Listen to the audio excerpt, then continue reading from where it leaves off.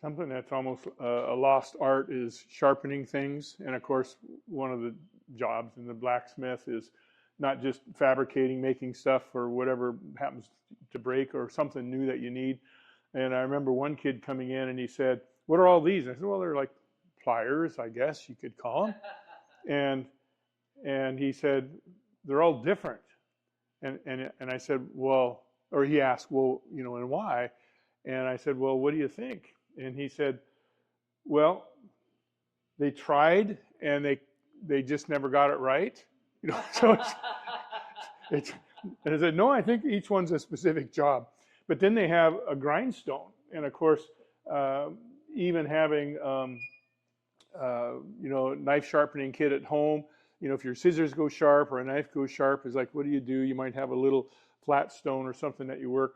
Well, this has pedals. Not all the parts are there, and the kids can see the seat. And I said, so they use the pedals, you know, just like the sewing machine. They get the wheel going around, and then they hold the axe head or the hatchet or the knife, and to make sure that they're doing a good job.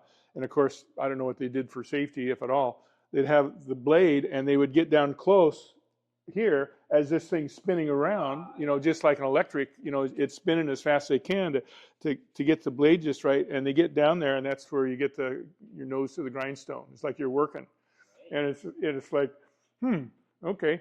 And then I don't know, you know, how often, and this would be probably pretty round too, I would think, and you can hear it squeaky. But all the old things, I don't know where we got this, but that's been here for quite a while. Well, we had 2 blacksmith shops in town, and they were both busy. The last one closed in the 1950s, but oddly enough, you can see the blacksmith initials on some of these tools. His name was Oscar Wickland. And last year, somebody came in with a ballpoint pen. Oh, no. Oscar was famous because he had a white bulldog. And somebody brought in a ballpoint pen that says Oscar Wickland, blacksmith, and a picture of Oscar's white bulldog on the pen. It was used as an advertising item in the 50s for his blacksmith shop. Wow. And you know, just out of nowhere, this pen showed up. And it's out in the front case there. Yeah, and then the fun thing, there's so much stuff in here. Kids will be looking, and this is like, what's this? And of course, unless you watch Little House on the Prairie, they're standing here looking at that huge sign up here, and kids are just like, I don't know. It's just like, I don't know, just a bunch of junk. They wouldn't know what to say. And then some kid who, you know, he'll happen to see that, and he said, Blacksmith Shop. And I says, yeah, that's great. How'd you know that? And he said, well, I saw the sign. And then everybody's like all embarrassed because this one kid saw it and they didn't. They thought they should have.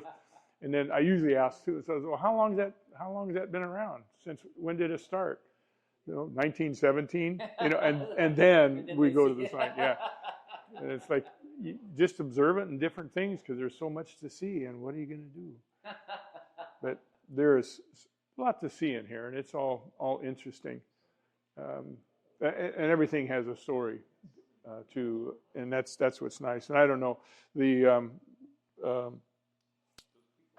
springboards, so that everybody used those when they were logging, and it's because the trees coming out of the ground, especially the cedar, you know, they send the roots out, and then as it gets bigger, the curve at the bottom gets even bigger, and they don't want to cut through an extra, you know, 8-foot diameter tree down here because they're going to cut off probably the top 6 because the grain's going to be crooked. Right. And so they will cut a notch. They'll stick one of these in the notch, and it becomes a platform. And so these have the metal gripper on them, but the old ones were just the boards, and they just stick it in the notch, and then they didn't do it like a stair. They'd stick it here, and then they'd pull themselves up with all their gear. They'd stand on it if they needed to go higher, and so you probably can still see in areas a stump, an old growth stump. Get this so it doesn't fall over. that has several notches on it, and the several notches would be at different levels to get to the right height, so that when you're standing on it, you're at the straight part where you can either, you know, use an axe, or more than likely it would be with a buddy with a two-man saw, and they would have a springboard on the other side, and they would work until they would get too far in, then they'd have to move another notch in to go through the rest of the tree. And if you find these, I mean, you know, like this one, you can even see the spike marks. You know, it's really, really rough, and that's from the boots that they wore. And this one's worn out, but you can see like golf shoes, only they're boots. Right. And it's so when they're out in the woods and they're walking on, you know, a downed tree, they're not going to slip. They'll have a well, they might slip, but they have a better chance of not slipping because there's some big trees. And then when they're up on the boards, you know, it gives a good grip, so that they don't have to worry about slipping up there, because they'll be 8-10 feet off the ground. And yeah, and then so the springboards, you can still find those out in the woods, and they're really special if you do find them.